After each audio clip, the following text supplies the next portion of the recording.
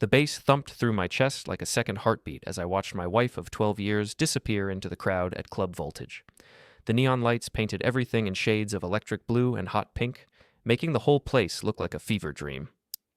I nursed my overpriced beer at the bar, watching Lyra weave between bodies on the dance floor. That's when I saw her melt into another man's arms. Not just dancing, melting.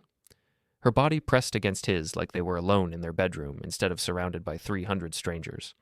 His hands roamed places that should have been off-limits to anyone but me. She threw her head back and laughed at something he whispered in her ear, the sound cutting through the music like a blade. I'm Colby Varron, and I fix cars for a living. I know when something's broken beyond repair, and I was looking at 12 years of marriage crumbling in real time. The smart play would have been to march over there and drag her away, make a scene, demand explanations. Instead, I did something smarter. I pulled out my phone and started recording. The mirror behind the bar gave me the perfect angle. Every touch, every whisper, every boundary she crossed, all of it reflected back at me in high definition. The timestamp in the corner showed 11:47 p.m., and the club's security camera blinked red above them like a mechanical witness. She's really going for it tonight, said a voice beside me. I turned to find Nina Travers, Lyra's best friend since college, sliding onto the bar stool next to mine. Her red dress hugged curves that had gotten more attention than mine in recent years, and her smile carried just enough sympathy to be insulting. Just a dance, I said, still recording. Nina laughed, a sound sharper than broken glass. Honey, that's not dancing. That's foreplay with an audience. The man grinding against my wife was tall, tan, and everything I wasn't. His black hair was styled with enough product to survive a hurricane, and his muscles strained against a shirt that probably cost more than my monthly car payment. The DJ booth behind them displayed DJ Solar in neon letters, and I realized this wasn't some random club encounter. This was planned. Who is he? I asked, though I already suspected the answer. Sal Moreno, goes by Solar. He's been spinning here for 6 months. Nina signaled the bartender for another drink. Lyra's been talking about him for weeks. Says he's helping with some marketing campaign for her company. Right. Marketing. Is that what they called it now? I stopped recording and slipped the phone back into my pocket. Lyra was still lost in her dance partner's embrace, completely oblivious to everything else, including me. You know what? I said, standing up. You're right. That's not dancing. Nina raised an eyebrow. What are you going to do? Dance. I extended my hand to her, and after a moment's hesitation, she took it. We moved onto the floor, and I positioned us directly under the security camera with the blinking red light. The same camera I'd noticed when we walked in, positioned perfectly to capture the dance floor. Nina was a good dancer, better than Lyra, and she knew it. She moved with confidence, letting me lead while making it clear she could take over any time she wanted. We stayed in frame, keeping our movements appropriate but unmistakably intimate. That's when Lyra noticed. She appeared at my shoulder like a storm cloud. Her face flushed from dancing and something else. What do you think you're doing? Dancing, I said, not letting go of Nina's hand. You said it was just dancing, right? That's different. Lyra's voice carried that edge I'd learned to recognize over the years, the tone that meant I was about to be wrong about everything. How's it different? Nina asked, stepping closer to me. We're just dancing. Several people nearby had stopped to watch. Phones came out, recording the drama unfolding on the dance floor. Lyra's perfect night was becoming a spectacle, and she knew it. Stop embarrassing me, she hissed. Embarrassing you? I looked back at the mirror, where DJ Solar was watching us with obvious amusement. I'm not the one who forgot she was married. Lyra's face went white, then red. You don't understand. I understand plenty. I pulled out my phone and showed her the recording. 11:47 to 11:52. 5 minutes of you wrapped around another man like a second skin. Delete that. No. The word lingered between us like a provocation. Around us, the crowd sensed rising tension and moved in closer. Nina stepped back, abruptly realizing she'd walked into a very delicate situation. Colby, please, Lyra said, her voice dropping to a whisper. People are watching. Let them watch. Maybe they'll see what I see. I walked away, leaving her standing there in her red dress and her shame. The crowd parted as I headed for the exit, and I heard her calling my name behind me, but I didn't turn around. Outside, the night air hit me like a slap. The parking lot was half empty, and my 10-year-old pickup truck looked pathetic next to all the luxury cars. But it was mine, and it would start when I turned the key, and it would take me home to figure out what came next. I sat in the driver's seat for 10 minutes, watching couples stumble out of the club. Some were laughing, some were fighting, and some were so wrapped up in each other they could barely walk straight. All of them looked young and stupid and convinced they'd live forever. I'd felt that way once, before mortgages and marriage and the slow realization that forever was just another word for until something better comes along. My phone buzzed with a text from Lyra. "Where did you go? We need to talk." I deleted it without responding. Instead, I went back inside and found the bartender who'd served us all night. He was a kid, maybe 25, with sleeve tattoos and gauges in his ears that could hold quarters. "Can I get a receipt for table 12? I asked. "Need it for my expense report." He printed it out without question. Table 12, club voltage, timestamp 11:15 p.m. to 12:03 a.m. Our entire evening documented in black and white. On my way out, I stopped at the entrance and photographed the sign posted by the door. Club Voltage maintains a zero-tolerance policy for inappropriate conduct. All areas are under video surveillance. By entering these premises, you consent to being recorded. Perfect. I drove home through empty streets, past closed shops and sleeping houses. Our neighborhood was the kind of place where people mowed their lawns on Saturday and complained about property taxes, where marriages lasted and children grew up safe, where wives didn't grind against DJs and nightclubs. The house was dark when I pulled into the driveway. Lyra wouldn't be home for hours if she came home at all. I sat in the kitchen with a beer and my phone, staring at the video I'd recorded. 5 minutes and 37 seconds of my marriage ending. At 7 a.m., I opened Lyra's family group chat on her laptop. She'd never changed the password from our anniversary date and uploaded the video along with the receipt and the club's consent policy. No message, no explanation, just the evidence. Then I drove to my lawyer's office and filed for divorce. By noon, my phone was ringing nonstop. Lyra's sister, Jennifer, called first, her voice tight with shock and something that might have been satisfaction. "Colby, what the hell is going on?" "Ask your sister." "I did. She says you're having some kind of breakdown."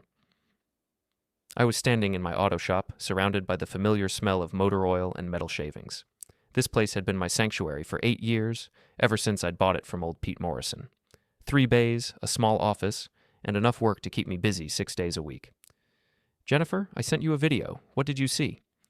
Silence stretched between us like a taut wire, finally. "I saw my sister making a mistake." "A mistake?" I laughed, but there was no humor in it. "Is that what we're calling it?"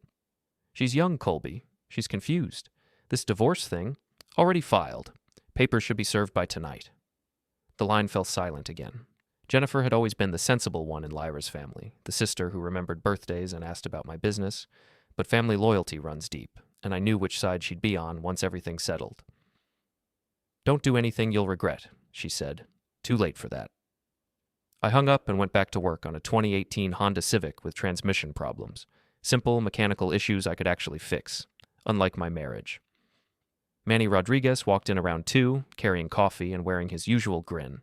He'd been my business partner for 3 years, handling the books while I handled the wrenches.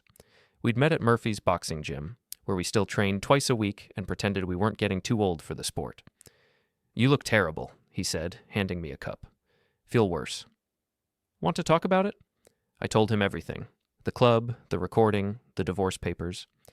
Manny listened without interrupting, occasionally nodding or shaking his head. When I finished, he was quiet for a long time. "She's going to fight this," he said finally. "Let her fight. I've got evidence."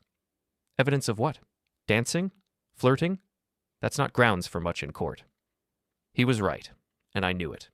No-fault divorce meant the video was just ammunition in a custody battle that would drain my savings and leave us both bitter. But it wasn't about the legal system anymore. It was about respect. My phone buzzed with another text from Lyra. "We need to talk. This is crazy." I showed Manny the message. "What would you do?" "Honestly, I'd want to punch something, but you're smarter than that." "Am I?" "Yeah, you are. That's why you recorded instead of fighting. That's why you filed papers instead of making threats. You're playing chess while everyone else is playing checkers." Maybe he was right, or maybe I was just too tired to throw punches anymore. The shop door chimed, and Nina Travers walked in wearing jeans and a nervous smile. She looked different in daylight. Smaller somehow, less confident than she'd been at the club. "Hi, Colby." Manny raised an eyebrow and found somewhere else to be. Nina wandered around the shop, touching tools and avoiding eye contact. "Lyra sent you," I said. "No, well, yes, but I wanted to come." She turned to face me, and I saw something unexpected in her eyes. She's panicking. Good. Her whole family is furious. Her mom called her a disgrace. Her dad hung up on her. I felt a flicker of something that might have been satisfaction. What does she want? To explain, to apologize, to pretend last night didn't happen. And what do you want, Nina? She was quiet for a moment, studying her reflection in the chrome bumper of the Honda. I want to tell you something about your wife. I'm listening.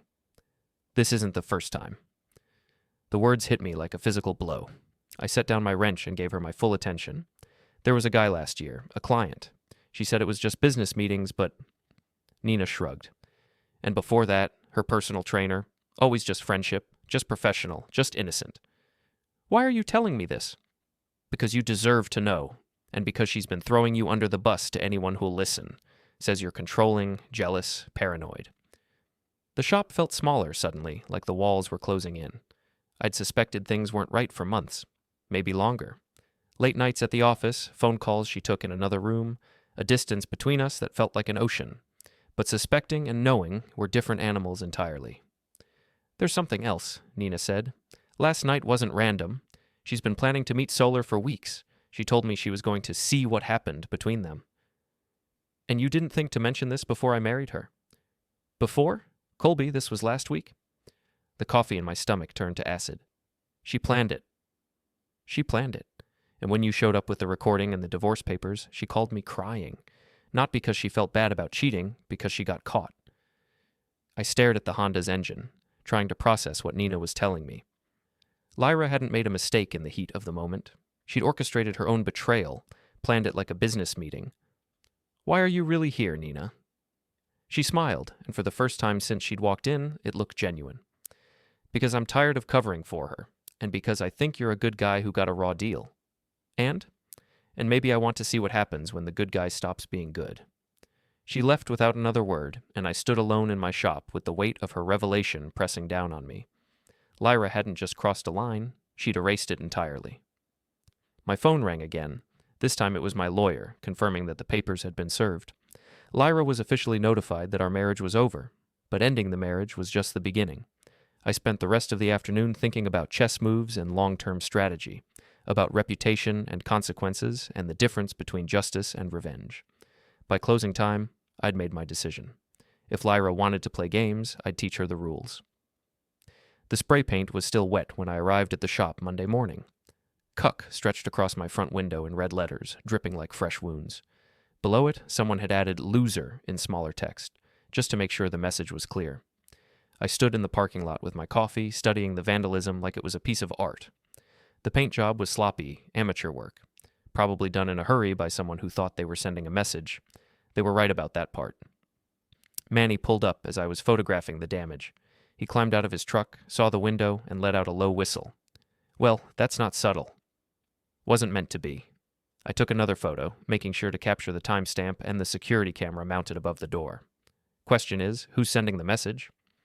3 guesses, and the first 2 don't count. We spent the morning cleaning off the paint and installing a new security system. 3 cameras outside, 2 inside, all feeding to a digital recorder in my office.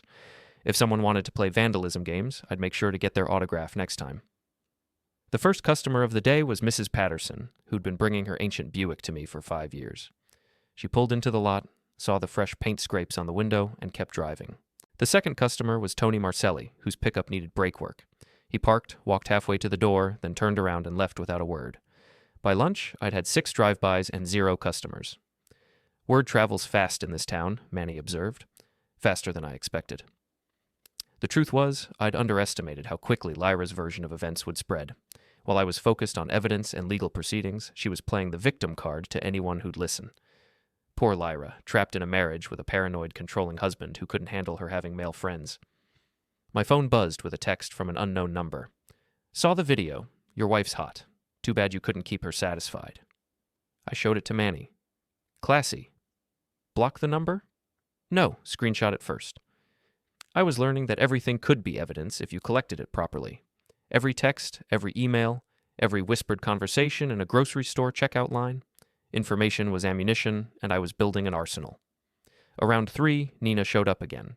This time she brought lunch from the deli down the street and a folder full of papers. Peace offering, she said, setting a sandwich on my desk. What's in the folder?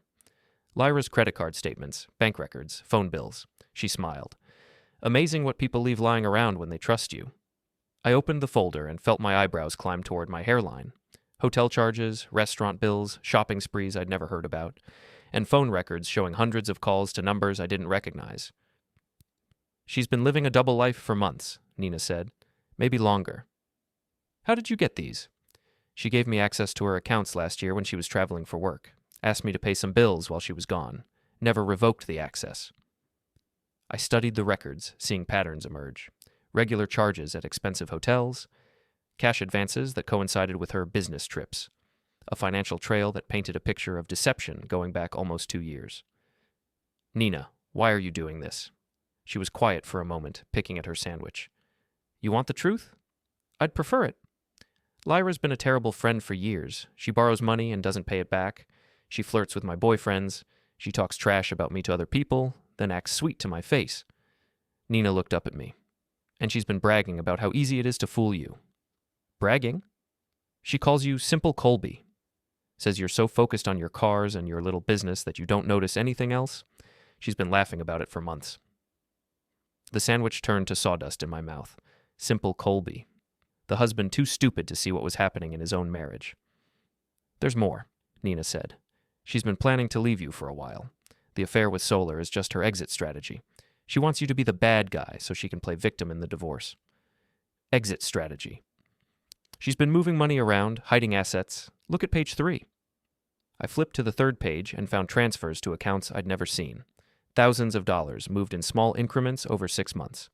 Money from our joint savings, our business account, even the emergency fund we'd built for house repairs. She's been robbing us blind. And setting you up to look like the unstable one, the jealous husband who couldn't handle his wife's success. I closed the folder and leaned back in my chair. The spray paint on my window suddenly made perfect sense. Lyra wasn't just cheating, she was orchestrating a complete character assassination. What do you want in return for this? I asked. Nina smiled, and this time it looked predatory. I want to watch her world burn. That's it? That's it. Well, that and maybe dinner sometime when this is all over. I studied her face, looking for the angle. There was always an angle. You're not doing this out of friendship. No, I'm doing it out of spite. Lyra screwed me over one too many times, and now she's going to pay for it. Nina stood up and smoothed her skirt.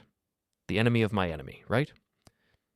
After she left, I sat alone with the folder and tried to process what I'd learned. My wife wasn't just unfaithful. She was calculating.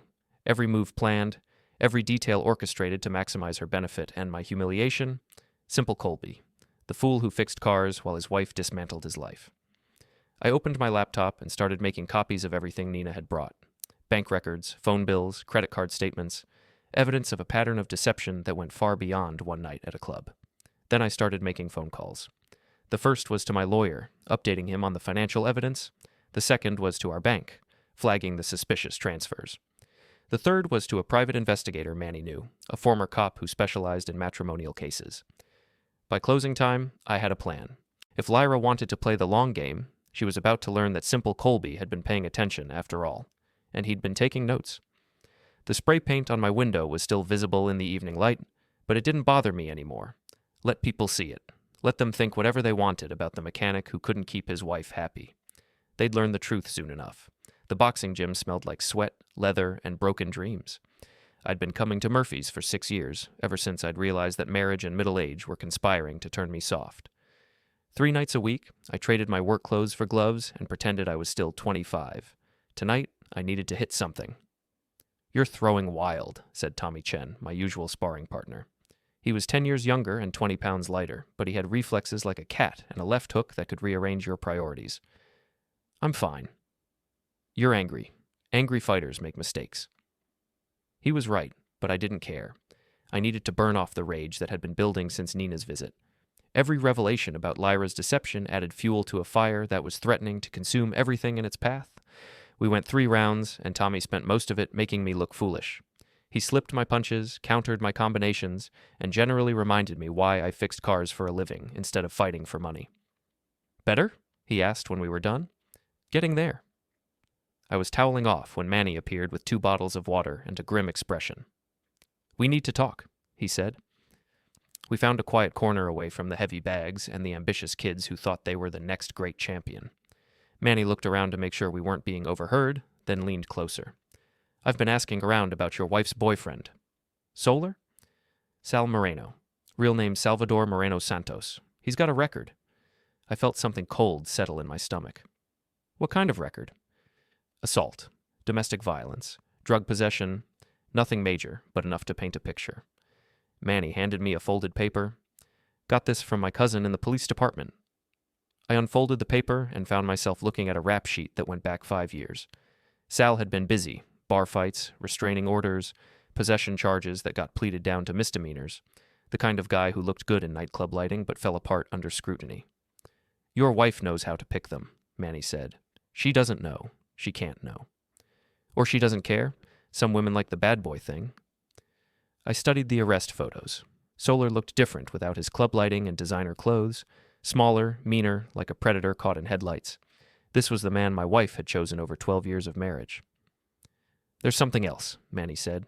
"He's been asking questions about you." "What kind of questions?" "Where you work, what kind of money you make, whether you're the violent type, like he's sizing up the competition." The gym suddenly felt too small, too crowded. I needed air, space to think.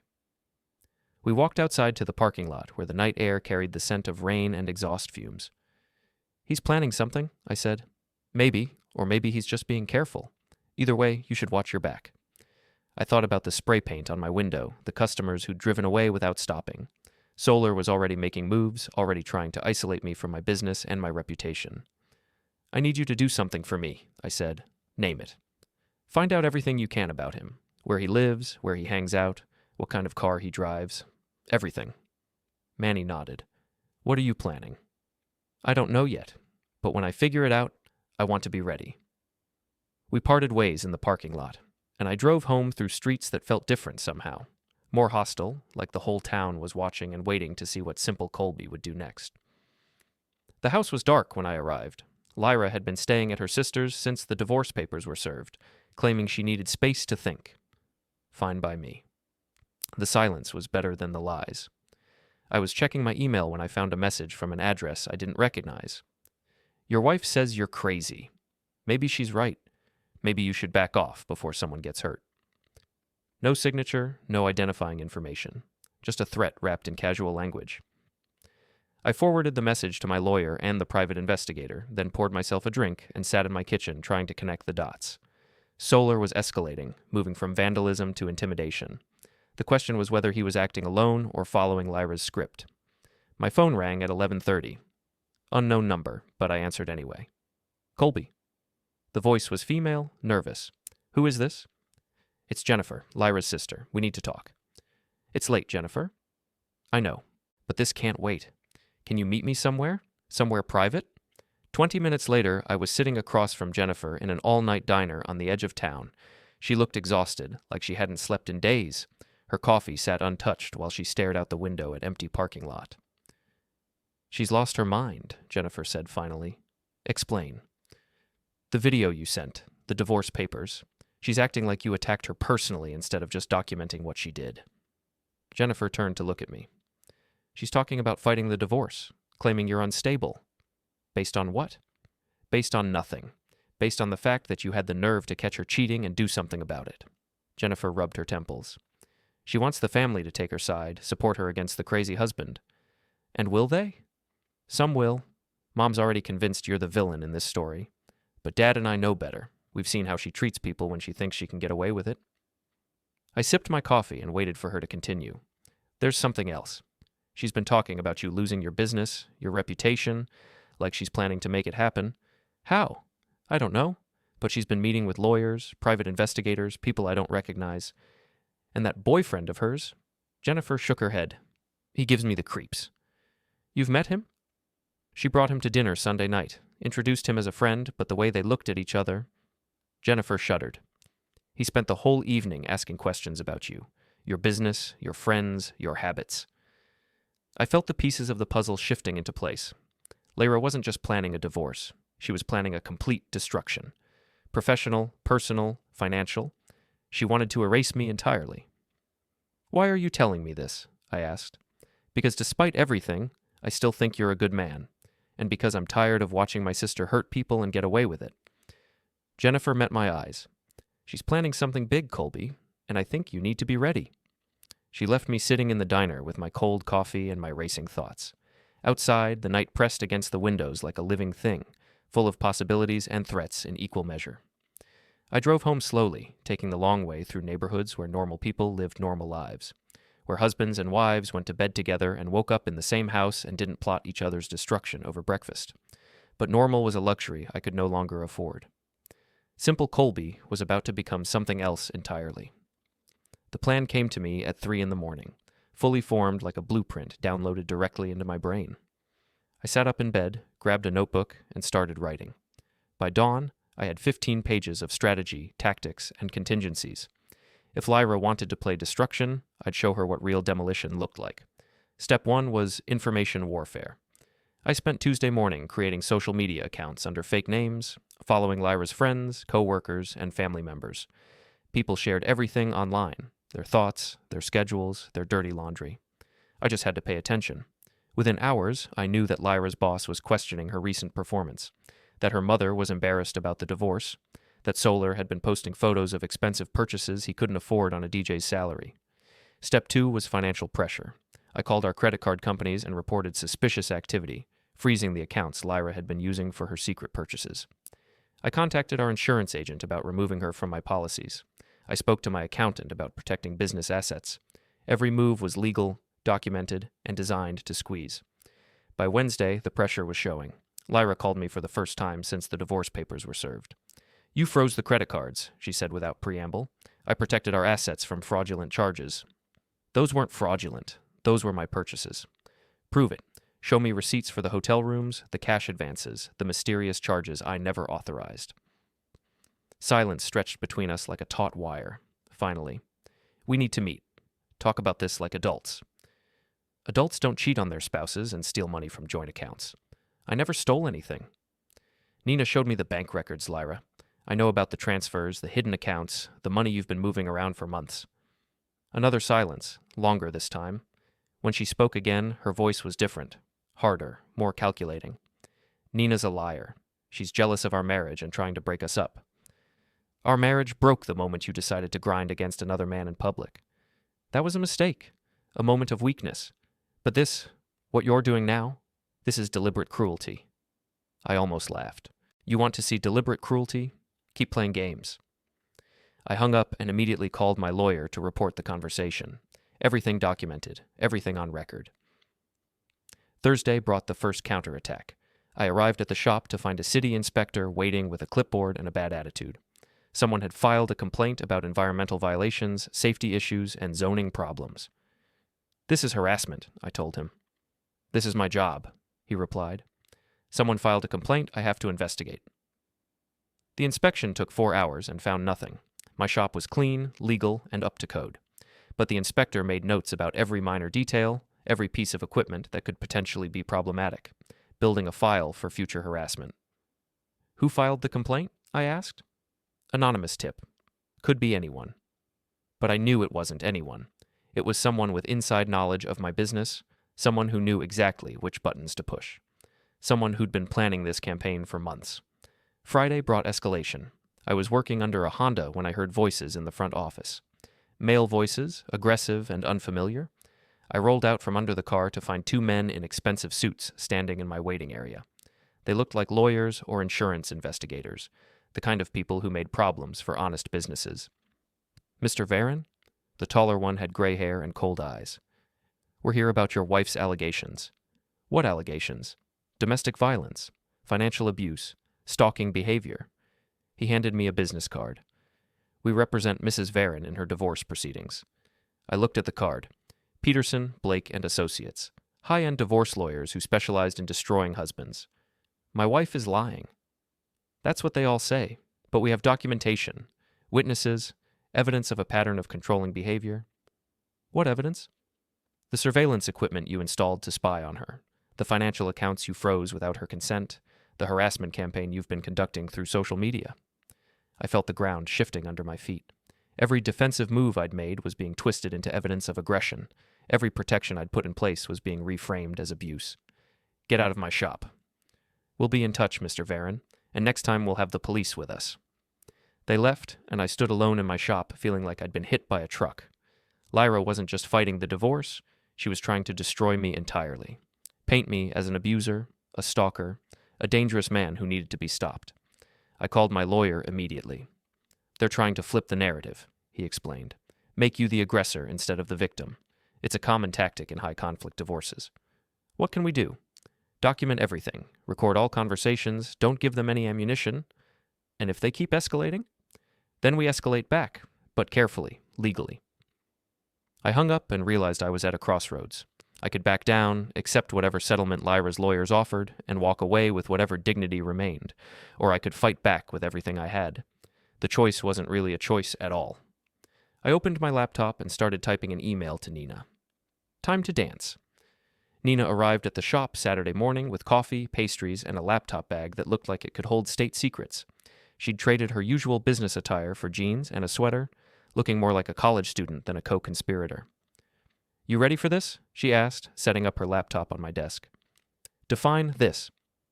Total information warfare, social media manipulation, reputation destruction, the kind of campaign that would make political operatives jealous. She opened her laptop and showed me a dozen browser windows, each displaying different social media profiles, forums, and websites. I've been busy since your email. Show me. The first window displayed Solar's Instagram account. Recent posts showed him flashing expensive watches, designer clothes, and stacks of cash, the kind of lifestyle that didn't match a nightclub DJ's salary. Where's he getting the money? I asked. That's what I wanted to find out. Nina clicked through several photos. Look at the backgrounds, different hotel rooms, expensive restaurants, shopping districts. He's been living large for months. Lyra's money?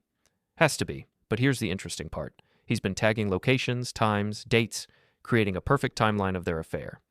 She was right. Solar's social media was a detailed record of his relationship with my wife, complete with timestamps and GPS coordinates. He was so eager to show off his new lifestyle that he documented every moment. Can you download all of this? Already done. Screenshots, archived pages, metadata, everything admissible in court. Nina opened another window showing a local gossip forum where people discuss neighborhood drama. Recent posts were full of speculation about my divorce, most of it painting me as a controlling husband who couldn't handle his wife's independence. They're running a PR campaign, I said. A good one. Look at the usernames, the posting patterns. Some of these accounts were created specifically to attack you. I studied the posts, recognizing phrases and arguments that sounded like Lyra's voice. She wasn't just spreading rumors, she was orchestrating a coordinated campaign to destroy my reputation. What's our response? Nina smiled. We give them something bigger to talk about. She opened a new window showing Solar's criminal record, formatted like a news article. I've been doing research on your wife's boyfriend. Turns out he's got quite a history. The document was comprehensive. Arrest records, court filings, restraining orders from ex-girlfriends. Solar wasn't just a bad boy.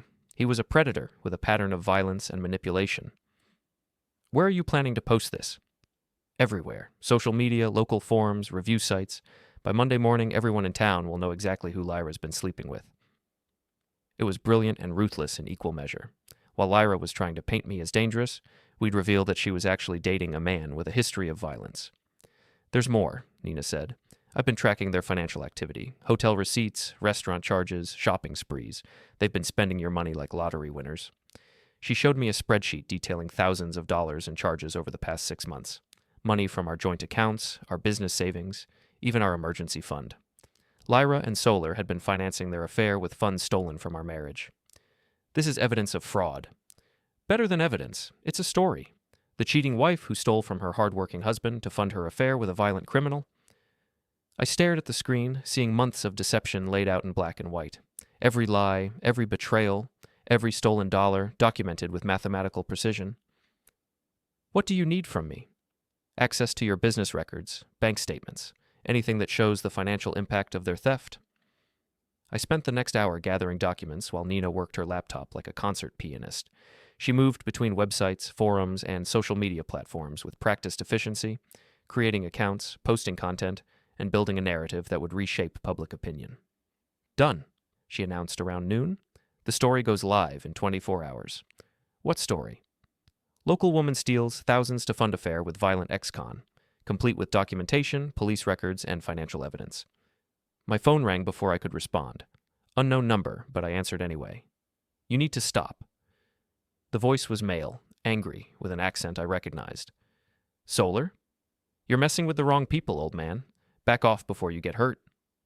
Is that a threat? It's friendly advice. Lyra's done with you. Move on. Interesting. Does Lyra know you're calling me? Or is this your own initiative? Silence on the other end. Then, stay away from us. Or what? You'll spray paint my building again? File more false complaints? I don't know what you're talking about. Sure you don't. Tell me, Solar. How are you paying for those expensive hotels? That jewelry you've been buying? The designer clothes? More silence. I could practically hear him thinking, trying to figure out how much I knew. You're crazy, he said finally. Maybe, but I'm also very thorough and very patient, and starting tomorrow, everyone in town is going to know exactly what kind of man you are. I hung up and found Nina watching me with obvious approval. He's rattled, she said. Good, rattled people make mistakes. What's the next move? I thought about it, weighing options and consequences. Lyra and Solar had declared war on my reputation, my business, and my life. They'd used lawyers, investigators, and social media to paint me as a dangerous man who needed to be stopped. Time to show them what dangerous actually looked like. We're going to the source, I said. Meaning? Monday night. Club Voltage. Time for a public confrontation. Nina's eyes lit up. You're going to confront them at the club? I'm going to give this town something to really talk about. The rest of Saturday passed in preparation. Nina continued her online campaign while I gathered evidence, practiced conversations, and planned every detail of Monday's confrontation. By evening, we had a strategy that would either vindicate me completely or destroy me entirely. There was no middle ground left. Sunday morning, I woke up to 17 missed calls and 43 text messages. The story had gone viral faster than Nina had predicted, spreading through social media like wildfire. My phone rang again. This time it was Jennifer. Colby, what have you done? What needed to be done? Lyra's in the hospital, panic attack. She can't breathe, can't stop crying. I felt a flicker of something that might have been guilt. Then I remembered the stolen money, the false allegations, the campaign to destroy my life. She brought this on herself. The whole town is talking. Everyone knows about Solar's record, the money, everything. Good. Maybe now they'll know who the real victim is. This isn't over, Colby. She's going to fight back harder now. Let her fight. I'm just getting started. I hung up and checked my laptop. Nina's story had been shared hundreds of times, generating comments, debates, and speculation across every platform. The narrative was shifting, a public opinion turning against Lyra and her violent boyfriend. Phase 1 was complete.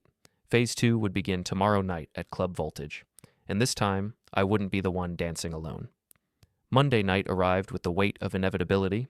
I stood in my bathroom mirror, adjusting my collar and trying to recognize the man staring back at me.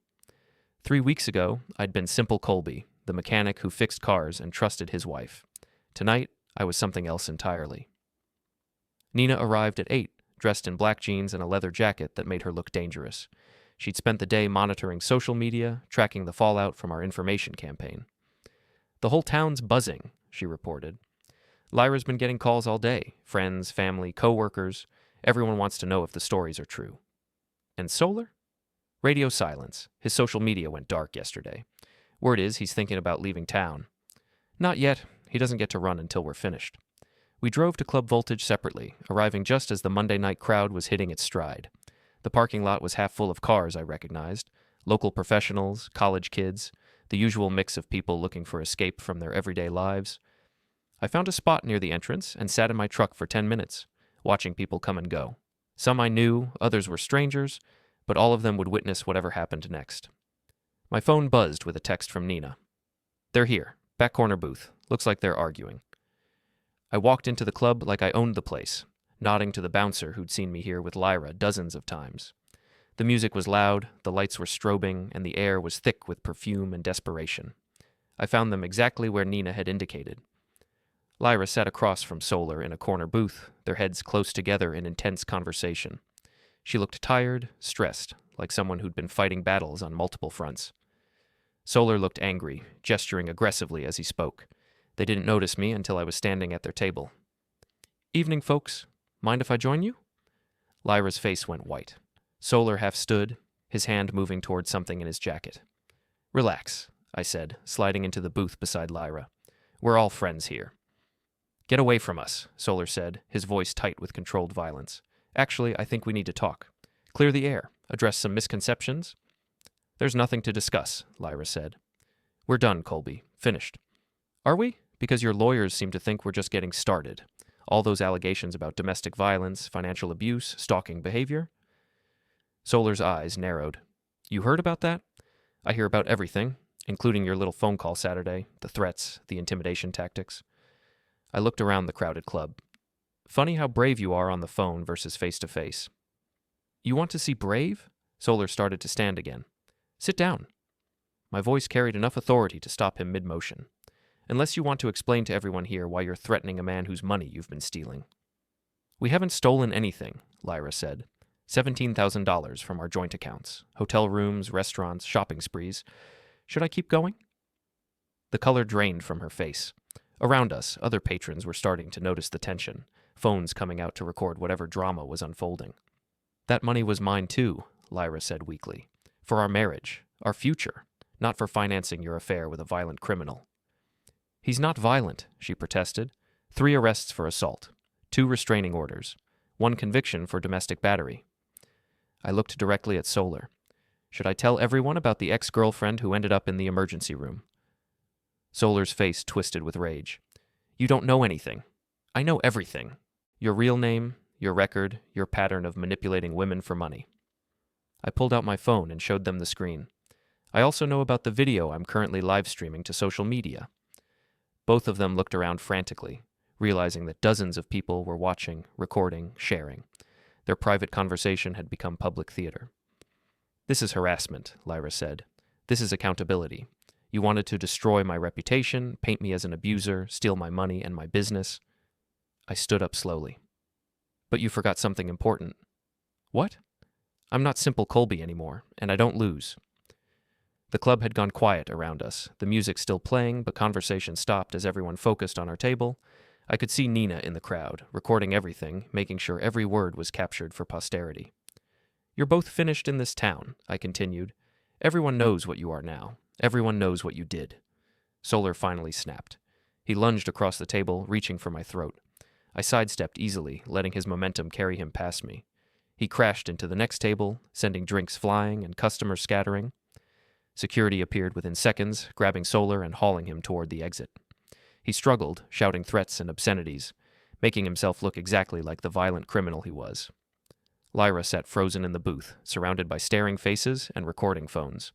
Her perfect plan had collapsed into public humiliation, and everyone was watching it happen in real time. 12 years, I said quietly, so only she could hear. 12 years of marriage, and this is how you chose to end it.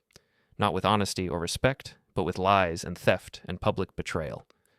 Colby, please. You called me Simple Colby, the husband too stupid to see what was happening in his own marriage. I smiled, but there was no warmth in it. Turns out I was paying attention after all. I walked away without looking back, leaving her sitting alone in the booth with her shame and her consequences. The crowd parted as I moved toward the exit, some people nodding approval, others just staring in fascination. Outside, the night air felt clean and cold. My phone was buzzing with notifications, messages, comments, shares. The video was already spreading across social media, carrying the story of Lyra's downfall to anyone who cared to watch. Nina appeared beside me in the parking lot. How do you feel? Like I can breathe again. It's over? I looked back at the club, where security was probably still dealing with Solar, and Lyra was facing the wreckage of her reputation. It's over.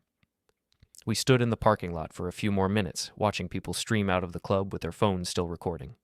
By tomorrow, everyone in town would know the truth about my marriage, my wife, and the man she'd chosen over me.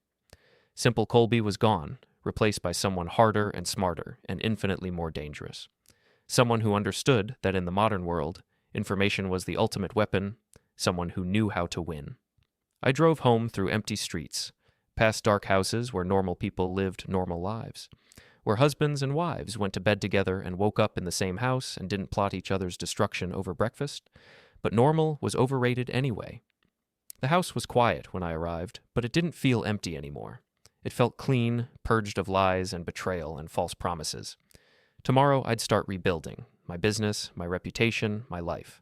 Tonight, I'd sleep better than I had in months. The dance was finally over.